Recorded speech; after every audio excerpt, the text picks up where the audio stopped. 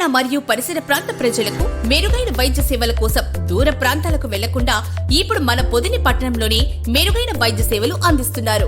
మన ఉడుమల హాస్పిటల్స్ పొదిలి మరియు దర్శి బ్రాంచెస్ నందు ఇటీవల మొన్న ముఖ్యమంత్రి గారు వచ్చినప్పుడు నేను కూడా చెప్పాను, పొదిలి మండలంలో పొదిలి మండలాన్ని వెలుగొండ పరిధిలోకి చేర్చాలి, ఆయకట్టు ఇవ్వాలి, లెవెల్స్ పర్మిట్ చేస్తాయి, కంపల్సరిగా ఆ యొక్క కార్యక్రమం మనం చేసి చూపించాలని చెప్పి ముఖ్యమంత్రి గారు తీసుకుపోయా.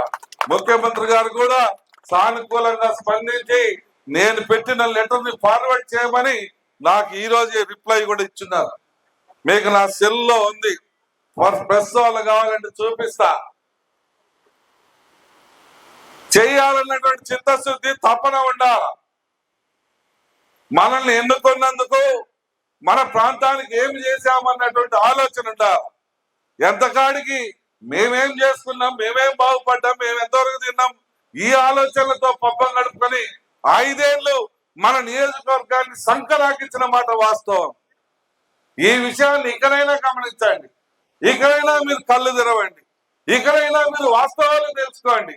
ఎవడు పనిచేసేటువంటి వాడా, ఎవడు మన పిల్లల భవిష్యత్తు గురించి ఆలోచన చేసినటువంటి వాడా, ఏదో తాత్కాలికంగా ఆ రోజు ఇచ్చే ఎలక్షన్ లో ఇచ్చేటువంటి డబ్బులో, ఎలక్షన్ లో ఇచ్చేటువంటి బంధువు ముఖ్యం కాదు.